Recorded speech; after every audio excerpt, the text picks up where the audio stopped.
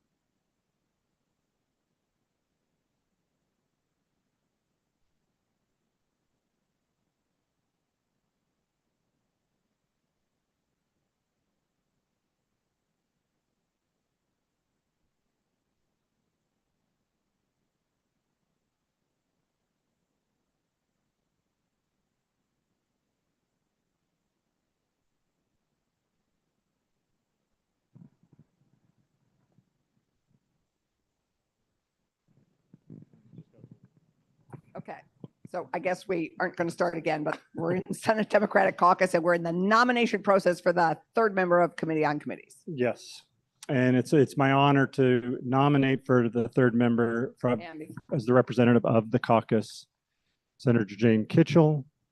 I have 4 pages that I wrote out last night of all the great things I could say about Senator Kitchell, but I think both you and she would rather me keep it short. I was going to tell folks just a little bit how I come to this position. When I was first elected, one of the first things that I wanted to do when I got here was get rid of Mazza as the third member. Because I thought he'd been there too long. We should, have new people. And I went to other senators that I knew and I said, okay, how are we going to get Mazza off as third member? And they were like, what are you talking about? And so what I learned, because I was just like my first week there, and I was looking at the position from a very ideological political perspective as a Democratic progressive, just thinking about it from just how Mazza was voting and what his politics were. But what I learned from serving with Mazza for sure, but also just serving in the Senate, what the role of the third member is.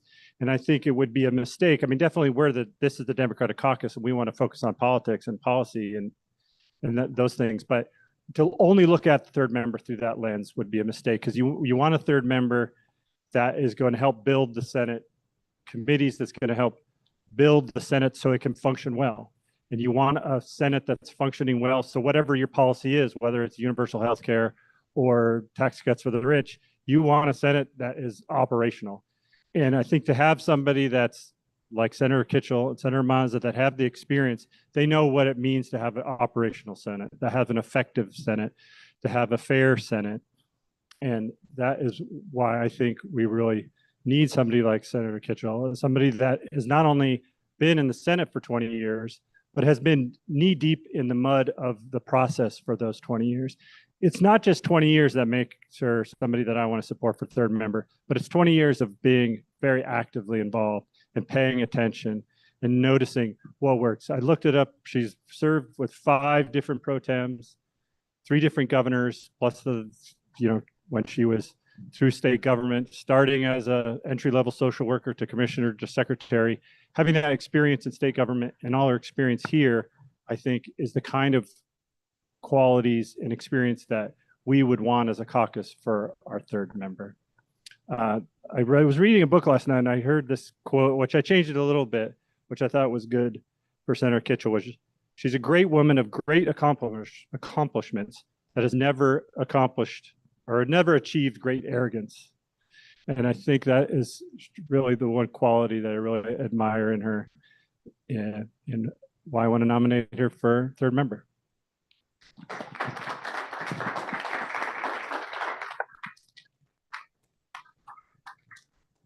Thank you, Andy. Are there any other nominations? Senator Baruth.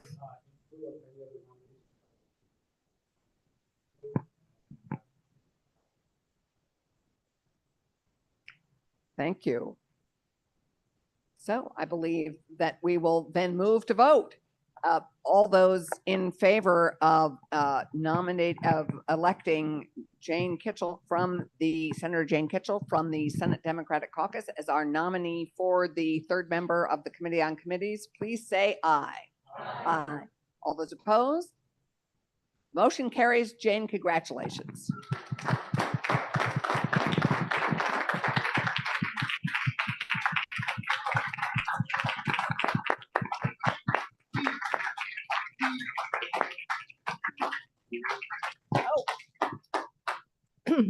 Jane, if you could come so we could see you in the.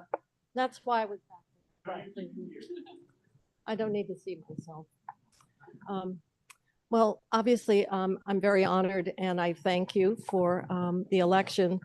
I'm sad. It's kind of a sad moment when we're actually having this election and the reason for the election. Obviously, I've been around a long time. I just only have to look in the mirror to underscore that. I hope in the 20 years that I've been here, people have felt confident that I try to be fair, that I try to think about decisions that impact everyone. And I like to solve problems. And I've found no shortage of problems that maybe need to be addressed. I just want to thank you. I guess probably one of my best attributes is that I do make a good raspberry trifle. So I promise before the end of the year, I will provide one to my colleagues. And maybe we have some important events to celebrate before too long. No one will trifle with my trifle. Well, actually last year, Senator Sears, we were going to celebrate his birthday and I brought in trifle. Unfortunately, Senator Sears wasn't able to make it because of other family demands. And so I feel like I owe you one, Dick. And so stand by, everybody, and see if I can deliver on that postponed commitment. But again, thank you all for your support. And if anyone has anything that they want to come to me about or suggestions or whatever, I invite you to do so. So I'm going to turn this over to. Thank you to Becca. So, yes.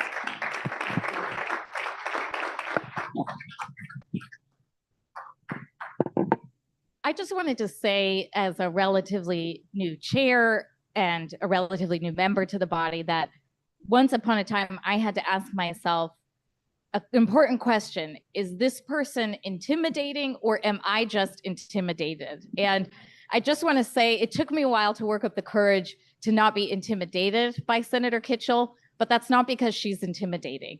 Her knowledge is intimidating, her presence is intimidating, her humility is actually really intimidating with everything she does.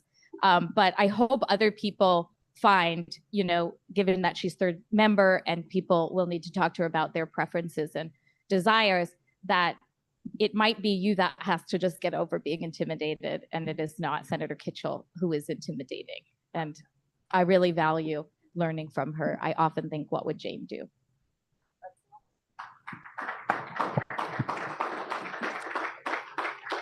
And also, no one has actually mentioned this, but it's very exciting to have our first female member of the Committee on Committees being nominated.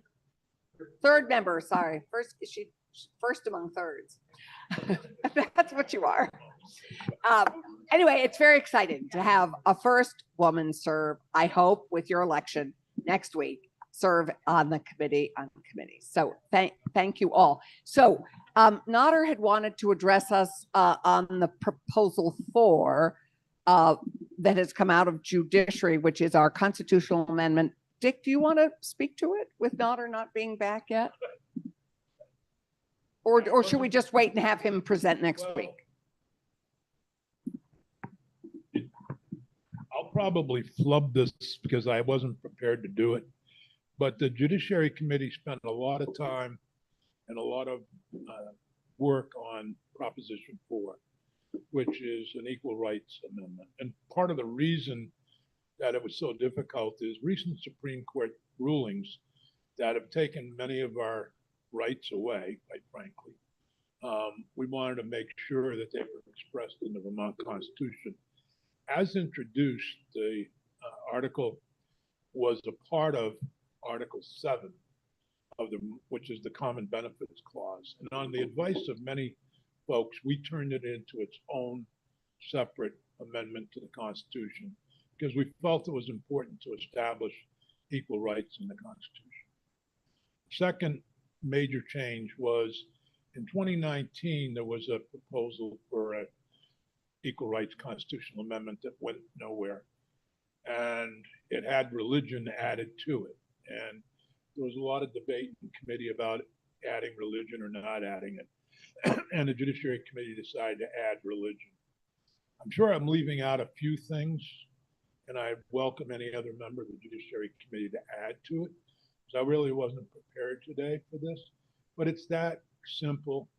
And I think for me, the most important thing is that we establish in our Constitution things like marriage equality, for example, which is under attack. And I'm proud of the fact that in 2000, I was chair of the Judiciary Committee that passed the Civil Unions Bill. It was not an easy task, but look at the world in 24 years. Now we have actually 2 members of the United States Supreme Court talking about undoing that right. And I think we made the right move in 2000. Difficult vote for many people, but that's one example of why we need this constitutional amendment, why I strongly support it. So anybody wants to add to that or ask questions, I'm happy to try to answer. Any questions? Great. And I think Notter is also available, obviously, for questions. He's presenting this in the Republican caucus at the same time. So Senator Kemp. I did reach out to Allison, but just wanted to let everyone know that Zoe Saunders' hearing in Senate Ed, if you haven't heard, it's been in the press, of course, and I know other people have communicated, is Tuesday, the 23rd at 2 p.m. We'll be right in here. I know many of you have had an opportunity to meet Secretary Saunders, I think as of yesterday, and we look forward to having a fair conversation with her, and then from there we'll have a vote. We'll be working with the Pro Tem's office in terms of timing on the Senate floor. So I'll leave it there. Terrific. Thank you. Is there anything else we need to know about or discuss at this point? Because no one else has raised. And great. Then if everyone, we now have an extra half hour. So enjoy. Thank you all very much, and buy your cabaret tickets. Thank you.